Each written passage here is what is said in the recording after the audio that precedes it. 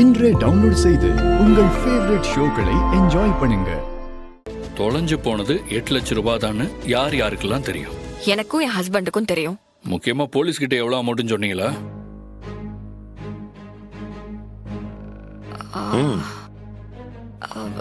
இல்ல இல்ல சார், நான் இன்னும் ஒரு தடவை கூட அவங்க கிட்ட சொல்லல. எவ்வளவு அமௌண்ட்னு யார்கிட்டயுமே சொல்லல. அப்புறம் எப்படி அந்த இன்ஸ்பெக்டர் கரெக்டா 8 லட்சம் தொலைஞ்சு போயிருக்குன்னு திரும்ப திரும்ப சொல்றாரு? இதுதான் பாயிண்ட் நம்பர் 1. என்ன சொல்றீங்க சார்? இப்ப வரைக்கும் எவ்வளவு அமௌண்ட் தொலைஞ்சு போச்சுன்னு அந்த இன்ஸ்பெக்டர் கிட்ட சொல்லவே இல்லை சார். அப்புறம் எப்படி அவரு 8 லட்சம் ரூபான்னு சொல்லிருப்பாரு? ஏன்னா திருடினவனுக்கு தானே அதுல எவ்வளவு பணம் இருக்குன்னு தெரியும். திருட்டு ராஸ்கல்.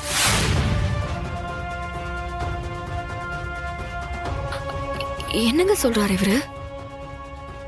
இது அந்த இன்ஸ்பெக்டரோட வேலையா? பார்க்க அப்படிதான் தெரியுது.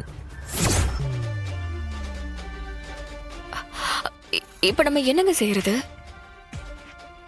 கொஞ்சம் பொறுமையா நான் சொல்றத கேளுங்க. உங்களுக்கு உங்க பணம் வேணும். எடுக்காத வீராவை ஜெயில போடுறதால அந்த பணம் உங்களுக்கு கிடைக்க போறது இல்ல. அது புரியுதா உங்களுக்கு? புரியுது சார்.